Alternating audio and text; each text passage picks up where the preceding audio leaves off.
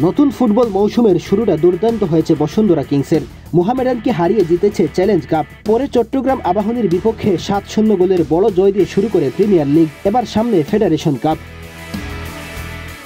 Bashundhara Kings এবং brothers ইউনিয়নের match দিয়ে মাঠে গড়াতে যাচ্ছে ঘরোয়া ফুটবলের অন্যতম গুরুত্বপূর্ণ টুর্নামেন্টটি।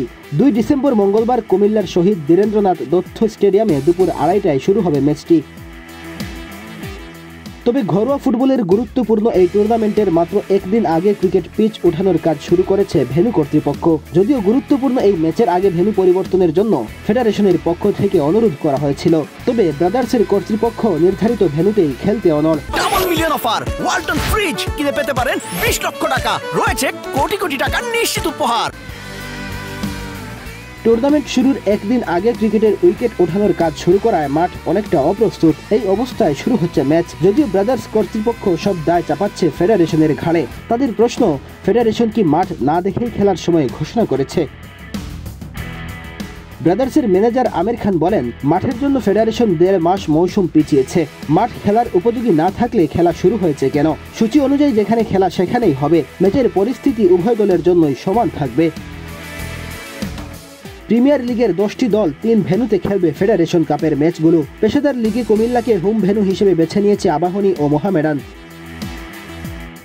ক্লাব ফুটবলে শুধুমাত্র বসুন্ধরা কিংসের নিজস্ব হোম ভেন্যু আছে, এছাড়া আর কারোরই হোম ভেন্যু নেই। ফিফার নিয়মের কারণে এক এক ক্লাব এক এক জায়গায় তাদের হোম ভেন্যু দিয়ে থাকে, কিন্তু ক্রীড়া পরিষদ ছাড়া কোনো ক্লাবই তাদের নিজস্ব উদ্যোগে মাঠ প্রস্তুতের কোনো কাজ করে না, ফলে কখনোই সেসব মাঠের মান রক্ষা হয় না।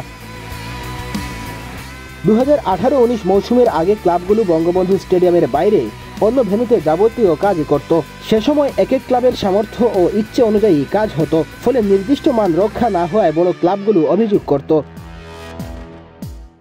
কিন্তু ক্লাবগুলোর অভিযোগের মুখে ওই মৌসুমের পর থেকে বাফুফে সকল ভেন্যু নির্দিষ্ট মানদণ্ডে পৌঁছানোর দায়িত্ব নিজ কাঁধেই নিয়ে নেয়। এরপর থেকে খেলা চলাকালে হোম ভেন্যু ক্লাবগুলো প্রয়োজনীয় দায়িত্ব পালন করে আসছে। চলতি মৌসুমে কুমিল্লায় বাফুফে কাজই করতে পারেনি। অন্যদিকে জাতীয় ক্রীড়া পরিষদ বাফুফেকে লিগ ও ফেডারেশন কাপের জন্য বরাদ্দ দিয়েছে। এর মধ্যে আবার স্থানীয় প্রশাসন ক্রিকেট ম্যাচ পরিচালনা করছে অনুমতি নিয়েই। তবে বিষয়টি সমন্বয়ের চেষ্টা করলেও শেষ পর্যন্ত পিচ উঠাতে দেরি হয়, ফলে এই মাঠ ফুটবল উপযোগী হতে আরও সময় লাগতে পারে। মেহেদী হাসান তালহা, বাংলাদেশ প্রতিদিন।